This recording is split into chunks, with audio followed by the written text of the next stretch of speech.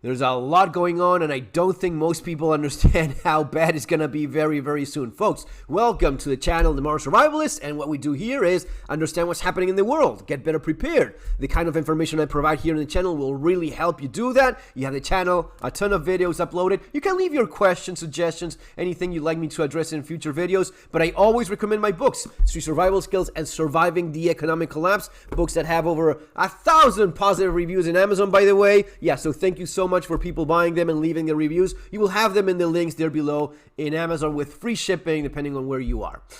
Guys, I have to do so many videos now. I just don't have enough time. Yes, I'm not trapped in this box. Someone was telling me in that comment, you know what? When you talk about tools, I don't trust you because I don't see you using them.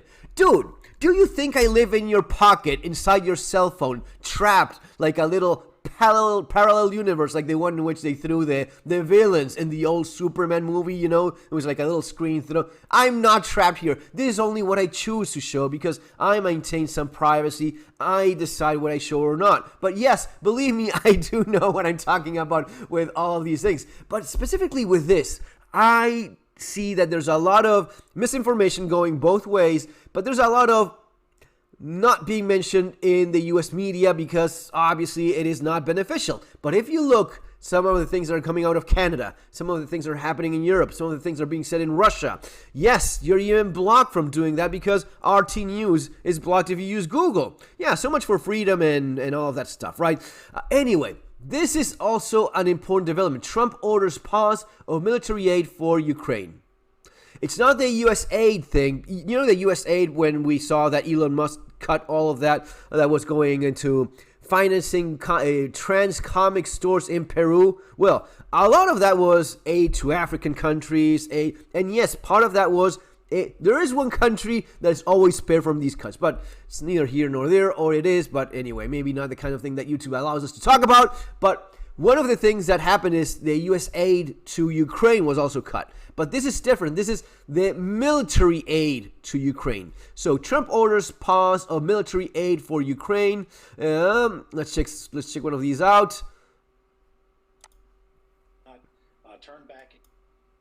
Joining us now is Mick Mulroy, former Deputy Assistant Secretary of Defense for the Middle East and ABC News national security and defense analyst. Mick, we learned just now that the U.S. is pausing military aid to Ukraine. How big a blow is that to their fight against Russia?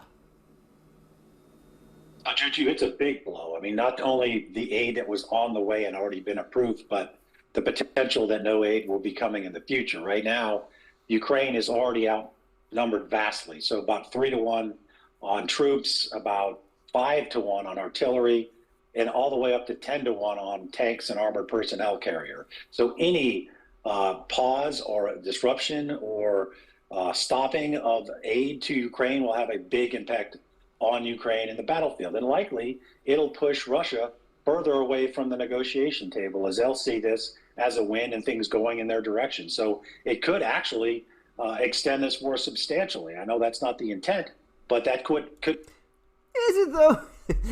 Is it or is it not the intent? Look, if you're Russia and you see that you're being so much stronger than the country you're invading, why would you negotiate for peace right now?